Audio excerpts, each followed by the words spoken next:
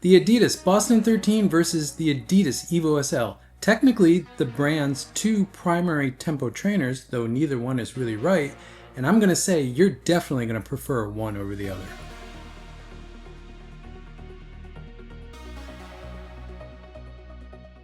These two shoes sit on completely opposite ends of a spectrum.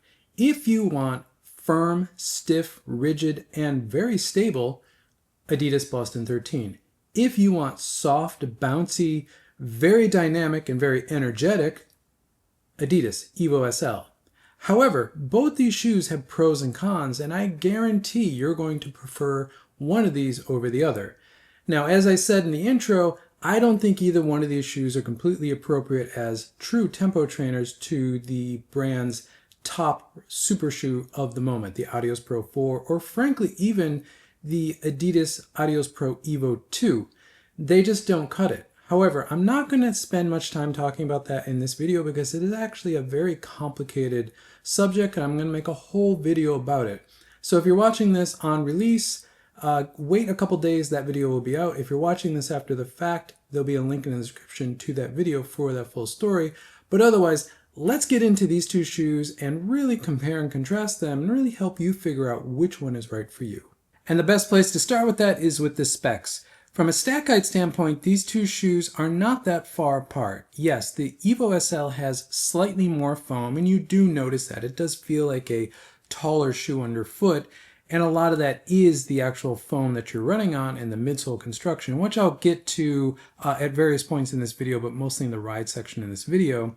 And from a drop standpoint, while on paper they are technically the same, that extra half mil that's in the Evo SL, you're never going to notice that. Because of the firmness and the stiffness of the Boston 13, even with the softer underfoot feel of the Lightstrike Pro that you're actually stepping on, that feels like a true 6mm drop. There is little to no sink in that shoe. Whereas in the Evo SL, since that foam is much more springy, much softer, you do get some sink in that shoe, so the drop in that shoe feels closer 4 to 6. I would say closer to 4, depending on how you're actually weighting the shoe. The biggest difference you're going to notice, though, is in the weight. The Boston 13 is almost 25 grams, or almost 1 full ounce, heavier than the Evo SL. And when you pick up either one of these shoes or you put them on foot, you really do notice that. 25 grams or almost 1 ounce doesn't seem like a lot, but where this really matters is in the balance of these two shoes.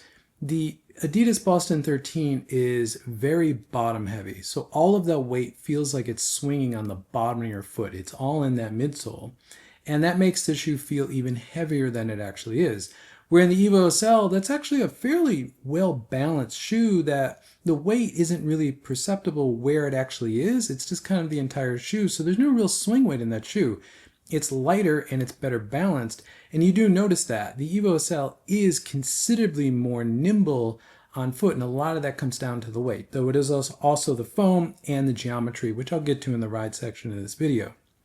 From a midsole construction standpoint, these are also two extremely different shoes. The Adidas Boston 13 is a combination or a sandwich of Lightstrike Pro on the top, under the foot with Energy Rod 2.0 between that and a bottom layer of Lightstrike foam underneath that, making a very traditional Adizero foam sandwich there that actually makes the shoe stiff and rigid, as I've described. And in the Evo SL, we have just one piece of Lightstrike Pro Classic in that shoe. There is nothing else in that shoe. Yes, there is a small midfoot shank right under the arch of the foot in the Evo SL, but that's only there to control torsional twist of the shoe. It's not a propulsive element. It's not a plate. It doesn't act like anything like that. The Evo SL is just one big piece of Lightstrike Pro Classic foam. And when I'm talking about Lightstrike Pro and I'm saying Lightstrike Pro Classic between these two shoes, there are some differences in the Lightstrike Pro foam that's in these shoes. Now, as I'm calling the distinction to, they both use Lightstrike Pro Classic, which is the older, firmer, more springy version of Lightstrike Pro that we saw mostly in the Adios Pro 3 and shoes prior to that. It's not the same foam, at least in feel, as to what's in the Adios Pro 4. However, I do think the Lightstrike Pro that's in the Boston 13 is a little bit more airy. It's a little bit more newer of a formula than what's actually in the Evo SL, which makes sense because the Boston 13 is a newer shoe than the Evo SL. But the version of Lightstrike Pro that's in the Evo SL is much more springy, much more classic. It's much more similar to what you find in the Adios Pro 3 in feel. Now, this foam difference in Lightstrike Pro is a very complicated subject, and it's something I'm going to go into in depth in a video in the next month or two. So stay tuned if you want to get the full story on that. Otherwise, that's all I'm really going to talk about it here in this video. Lastly, from a ride profile standpoint, there are significant differences, as I've already alluded to. In the Boston 13, you have a very stiff, very firm, very rigid ride. Therefore, for my foot, is a very brick-like ride profile. In the Evo SL, you have a very dynamic, very soft, very bouncy, very springy, classic Lightstrike Pro feel ride, which is very springy, very dynamic. However, it is not the most stable shoe, and it comes at a cost. All that dynamicism comes at that cost of stability. So that's probably the biggest point of differentiation that you're going to prefer one of these over the other. If you want a more stable shoe, that's the Boston 13. If you want a more dynamic shoe, that's the Evo SL. Moving to the contact patch and outsole of these two shoes, looking at the dimensions, they're surprisingly similar, though I'm going to say that the Evo SL does feel more nimble underfoot. A lot of that is the foam, a lot of that is the geometry, but I think that reduced width in the forefoot does make that shoe just feel a little bit more nimble. The waist in these two shoes is the same. They both have that medial midfoot cutout, though the Boston 13 has a more extreme version than what's in the Evo SL. However, the Boston 13 is a much more firm and rigid shoe, plus it has the energy rods in there, which are not carbon fiber, they're glass infused. So there's more stability overall and support for the arch in the Boston 13, whereas in the Evo SL, there's really nothing there.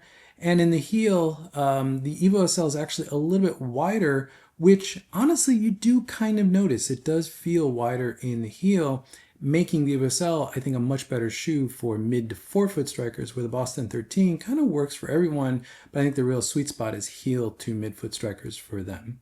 And looking at the outsole of these two shoes, I actually think they're both really outstanding outsoles.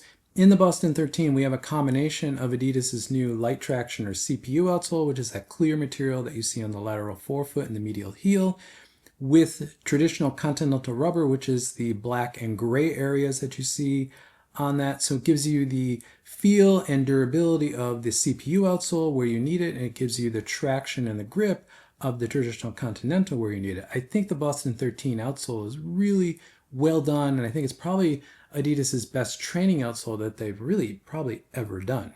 In the Evo SL, we have a much more traditional Adizero outsole here with one big patch of continental rubber in the forefoot with two patches in the heel. I actually really love this as well. I think this is that really traditional kind of coming out of the Adios Pro 3 outsole. I think it works really well. There have been some questions about durability and grip in this one, but I've not really had massive problems with either, though I also haven't spent a ton of time in the Evo SL as well. Starting with the uppers of these two shoes, this is also probably the other really big difference between these two shoes. From a design and engineering standpoint, the uppers of these two shoes are actually very similar, and I actually think they're both quite good from a design and engineering standpoint. The upper textile in the Boston 13 is a little bit more open. It's a little bit more compliant to the foot. It wraps around your foot a little bit better, I think more like what I would expect a performance trainer to actually do. But both these shoes are very similar. They're one-piece engineered meshes. They have very minimal overlays. There's toe bumpers, there's eyelet chain reinforcements, but that's about it. And then in the heel, you have a padded ankle collar and a padded Achilles flare, which both protects the Achilles, which is a new thing for Adizero shoes, and gives a pocket back there for the heel to really get locked down in, which resolves a lot of the Achilles problems that people had in previous models of Adizero shoes. However, the difference between these two shoes is in the fit. The way the last is considered in the Boston 13 is near perfection for a tempo trainer or performance trainer. This has the exact fit that I want in a shoe that I'm going to be doing mostly faster running in. meaning it's somewhere between a training upper, which is focused around comfort, and a race upper, which is focused around really wrapping around your foot and performance. It's a blend of the two of those. Whereas in the Evo SL, this has one of the worst fitting uppers that I can possibly remember in the past 5 years of running shoes. It is cut very baggy, very too generous, and very much like a training upper. And a lot of that is because the Evo SL has all of the casual, fast culture lifestyle stuff attached to it, that I think the team just made decisions on the upper of this shoe to make it fit better casually, which I think really make it detrimental to the performance aspects of this shoe. Now, not everyone is having these types of problems with the Evo SL, but there's enough of us that are, and as far as the fit of this shoe, it's absolutely the wrong fit for the type of shoe this actually is, which is a tempo or performance trainer. The other big difference between the uppers in these two shoes is in the tongue. In the Boston 13, you have a somewhat padded, gusseted tongue that really just kind of wraps around the top of the foot. The gusset keeps the tongue centered on the foot, and it's really kind of no problem. It just works the way you would expect a tongue to work. It's a big upgrade from the tongue that was on the Boston 12, which was really just a big piece of felt, or a heavy piece of felt, that really didn't sit on the foot well at all, and really didn't offer any protection with the lace bite from the very narrow gauge Adizero laces that Adizero just loves to put on all of their shoes, and they have for many years. In the Evo SL, you have a very simple tongue that has just a little bit of padding around the top of it, but it's not gusseted and it's not tacked down anywhere. And I think the team did that so that from a casual standpoint, you can just kind of undo the laces in this, pull the tongue all the way up, and just slide your foot in. It makes this shoe easier to put on, but it also makes it more of a pain to put on because the tongue just kind of moves all around. A simple solution would have been to tack the tongue down on the medial and lateral side like they did in the Adios Pro 4 or the Adios 9. That would make this a more performance-oriented tongue, but it would take away a lot of the casual wear of the shoe, which Adidas seems to be going really heavy in right now. Moving to sizing of these two shoes, this is where there's also a big difference. Both of these are US men's size 9, and what that gets me in the Boston 13 is nearly a perfect performance fit, meaning it's not as tight and constricting as a race fit, but it's also not as comfort oriented as a trainer fit either. It's somewhere in between that. It's exactly what I want in a shoe for faster running. The upper on this shoe is a little bit lower volume, so that again helps the shoe wrap around your foot much better, especially at the base of the eyelet chain, giving you better lockdown, again, to help with faster running. In the Evo SL, I get the exact opposite. This is a very sloppy fitting, loose fitting shoe, especially around the base of the eyelet chain and in the toe box. There's too much volume in this because, again, the last in the consideration for the volume of the upper is really more casual in this shoe. So you have a very performance-oriented midsole and overall performance of the shoe with a very sloppy fitting training upper on this shoe. It's kind of the worst case scenario. From a length standpoint, again, both of these are true to size for me, US men's size 9, but I will say my foot is on this smaller side of my size. So in the Boston 13, I get exactly the type of length that I want. There's plenty of room in there, but it is tighter to my toes. And I like a tempo trainer and a super shoe to be a little bit tighter around my foot, especially in length. I will say that if your foot is on the larger size of your size, you're probably going to have to go up half a size in the Boston 13. Or if you want a similar fit to what was in the Boston 12, you're probably also going to need to go up half a size in this shoe. However, in the Evo SL, because there's so much volume in the forefoot of this shoe and around the eyelet chain, I get a very poor fit in this shoe. Now, I did try half a size down in this shoe from my normal size, and the upper fits a little bit better. There's still too much volume at the base of the eyelet chain and in the forefoot, but the length really isn't there. The half size down in the Evo SL becomes shorter than the true to size Boston 13. So this shoe, the Evo SL, just has endless fit issues. I don't think I'm alone in that. I've seen a lot of comments around the fit of this shoe, but if you want anything more than just kind of a loose, baggy training fit in this shoe, you're really going to have to try a bunch, probably try a bunch of different socks, and really try to kind of troubleshoot getting the right fit in this shoe. I will say this shoe might be worth it depending on which one you prefer, but this shoe is very problematic from fit and sizing. With all that out of the way, let's get into the ride of these two shoes. Now, as I've already alluded to with the ride profile, this is very firm, stiff, and rigid. This is very soft, bouncy, and springy, very dynamic. Very, very different rides in these two shoes. The one thing I haven't really talked about is the geometry of these two shoes. Both these shoes have a prominent forefoot rocker, but the rocker point is actually very different between these two shoes. In the Boston 13, the rocker point is actually right under the ball of foot. If anything, it might be a little bit forward of the ball of the foot, making this a slower shoe off of the toe. So heel strikers and midfoot strikers are going to enjoy that sort of slower feel off the toe much better. Also, if you loved the Adios Pro 3 and you loved how that shoe ran, you're going to like this better too. It's not the same geometry. The rocker point's not in the same place as it was in the Adios Pro 3, but it's much more similar than any newer Adizero shoe that's come out this year.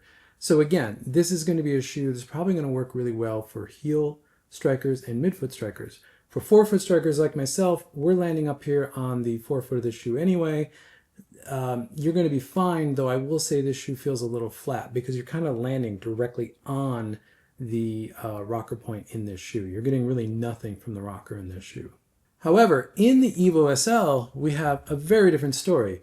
This shoe has that much more aggressive geometry that came out of the Evo 1, meaning the rocker point is shifted much further back in this shoe, almost behind the ball of the foot.